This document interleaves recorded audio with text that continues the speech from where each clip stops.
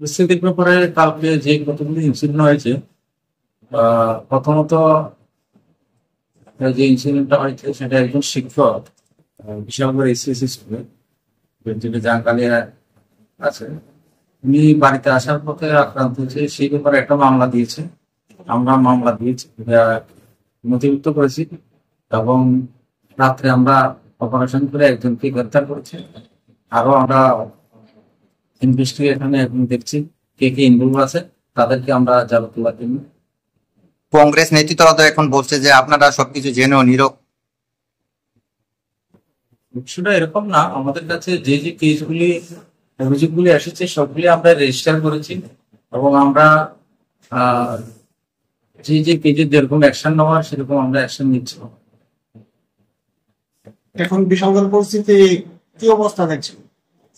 এখন তো নর্মালে আছে, কেস রেজিস্টার হয়েছে, কেসের এখন যে ইনভেস্টিগেশন চলছে এবং যারা অভিযুক্ত আছে তাদের বিরুদ্ধে তল্লাশি অভিযান করছে, তাদেরকে জ্বালা তোলার জন্য। কতজনের নামে মোট রেজিস্ট্রি হয়েছে?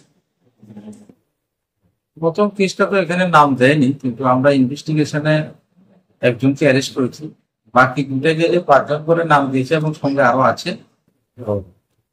এই নামগুলি আমরা তো ওদের সাথে এখন করছি না। যারা এই অপ্রীতিকর ঘটনাগুলো ঘটিয়েছে তাদের কাউকে গ্রেপ্তার করা হয়েছে কি? কালকে একজন গ্রেপ্তার করা হয়েছে, তার নাম কি? সব বাড়িতে রেড করা হয়েছে, তাদের বাড়িতে পাওয়া যায়নি এবং আমরা এখন বাকি বিভিন্ন আমাদের পদ্ধতি অবলম্বন করে জ্বালা তোলার জন্য আমরা চেষ্টা করছি। যাকে অ্যারেস্ট করা হয়েছে তার নাম হচ্ছে রাহুল দেবনাথ। বাড়ি কোন? বাড়ি হচ্ছে নম্বর 1 গৌতম নগর।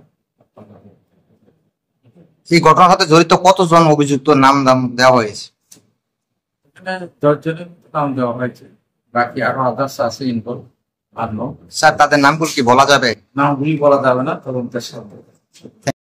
নেতৃত্বদের নিয়ে আমরা বিশালগড় পুলিশ মহকুমা আধিকারিকের নিকট আমরা একটা ডেপুটেশনে মিলিত হই। ঘটনা হচ্ছে, গতকালকে রাত্রে আমরা শুনতে পাই যে বিশালগড়ের একজন সুপরিচিত এবং সকলের প্রিয় একজন শিক্ষক, ওনার উপর প্রাণঘাতী হামলা হয়। আজকে বিশালগড়ের পরিস্থিতি এরকম জায়গায় গিয়ে ঠেকেছে,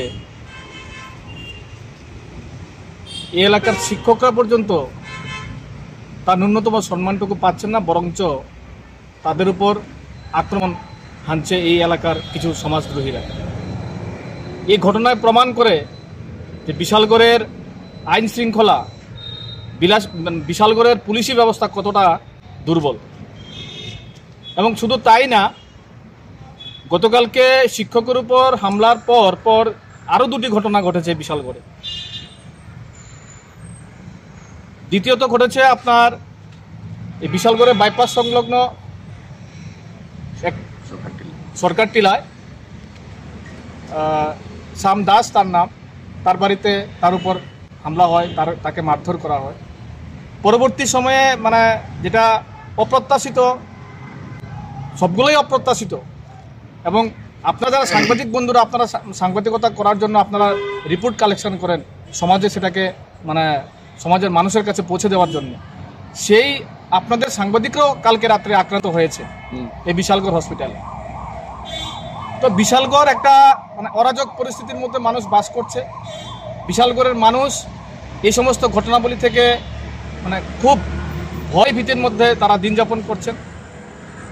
বিশালগড় এলাকার মানুষ শান্তি চায়, তার জন্য আমরা পুলিশ প্রশাসনের কাছে, বিশালগড় পুলিশ আধিকারিকের কাছে আমরা আজকে ডেপুটেশন দিয়ে গেলাম এবং আপনাদের মাধ্যমে এই সিপাহীজলার পুলিশ অ্যাডমিনিস্ট্রেটিভের কাছে আমরা আবেদন করব, এই ভেঙে পড়া বিশালগড়ের যে ল অ্যান্ড অর্ডার সেটাকে পুনরুদ্ধার করুন, এই বিশালগড় এলাকাবাসীদের শান্তিতে বসবাস করার সহযোগিতা করুন। এবং আমরা বিশেষ করে অনুরোধ রাখব যে আগামীকাল থেকে গণেশ পূজা শুরু হচ্ছে এবং আগামীতে আমাদের শারদীয় দুর্গোৎসব, যেটা বাঙালির সবচেয়ে বড় উৎসব, সেই উৎসব খুব সন্নিকটে।